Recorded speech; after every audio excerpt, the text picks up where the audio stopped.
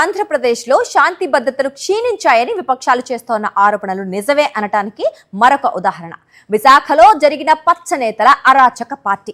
Birthday పార్టీకి వెళ్లిన TDP నేతలు కత్తులతో దాడి చేసుకున్నారు. అమ్మాయిల విషయంలో చెలరేగిన ఘర్షణ కత్తిపోట్లకు దారితీసిందని సమాచారం. జబర్దస్త్ ఫేమ్ నటి రేవ్ పార్టీకి పిలవడంతో ప్రైవేట్ రిసార్ట్ లో పార్టీకి హాజరైన పచ్చమూకలు అక్కడ రచ్చ చేశారు. ప్రభుత్వం మనదే కదా అని రెచ్చిపోయి కొట్టుకున్నారు. విశాఖ జిల్లా ఆనందపురం మండలం షొంట్యాంకు సమీపంలోని హ్యాపీ నేచర్ రిసార్ట్స్ లో జబర్దస్త్ ఫేమ్ నటి పుట్టినరోజు పేరుతో ఓ రేవ్ పార్టీ నిర్వహించారు. మంగళవారం రాత్రి ప్రారంభమైన ఆ పార్టీలో 70 మంది వరకు పాల్గొన్నట్లు తెలుస్తోంది. Telugunadu students federation TNSF parliamentary అధ్యక్షుడు రత్నకాంత్, టీడీపీ నేత బోండా రవికుమార్, పలువురు టీడీపీ టీఎన్ఎస్ఎఫ్ నాయకులు, మహిళా నేతలు పాల్గొన్నట్లు సమాచారం. ఈ పార్టీలో 70 వరకు విదేశీ మద్యం సీసాలు వినియోగించినట్లు సమాచారం. మద్యం మత్తులో మహిళల విషయమై 2 వర్గాల మధ్య వివాదం తలెత్తింది. పరస్పరం దాడులకు దిగారు. బుధవారం తెల్లవారుజామున 4 గంటల సమయంలో టీడీపీ నేత మమ్ముల వెంకట్ దినేష్ ను మరో నాయకుడు ఎర్రా చరణ్ తేజ్ కత్తితో పొడిచాడు. ఎడమ భుజం వెనుక తీవ్ర గాయమైన దినేష్ ను విశాఖ విమ్స్ కు తరలించారు.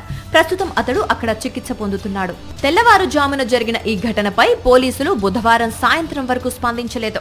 అధికార పార్టీకి చెందిన వారే ఈ రేవ్ పార్టీలో పాల్గొనడంతో ఘటనను చిన్నదిగా చూపించాలని, 2 వర్గాల మధ్య రాజీ చేయాలని ప్రయత్నాలు జరిగినట్లు ఆరోపణలు వచ్చాయి. పొరపాటున కత్తి తగిలి గాయమైందని చెప్పి కేసు నమోదు కాకుండా చూసేందుకు పోలీసులపై ఒత్తిళ్లు వచ్చినట్లు కూడా ప్రచారం జరిగింది.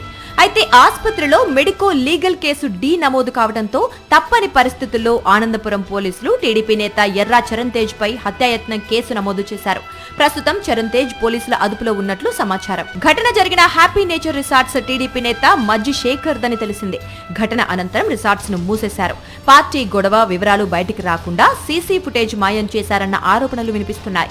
వేడుకలకు ఎలాంటి అనుమతులు తీసుకున్నారు, పార్టీలో మద్యం ఎలా అందుబాటులోకి వచ్చింది, పార్టీలో విదేశీ మద్యం వినియోగానికి అనుమతి తీసుకున్నారా, గొడవకు కారణమేంటి, ఘటన అనంతరం ఎవరెవరు అక్కడి నుంచి వెళ్లిపోయారు అనే అంశాలపై పోలీసులు దర్యాప్తు చేయాల్సి ఉంది.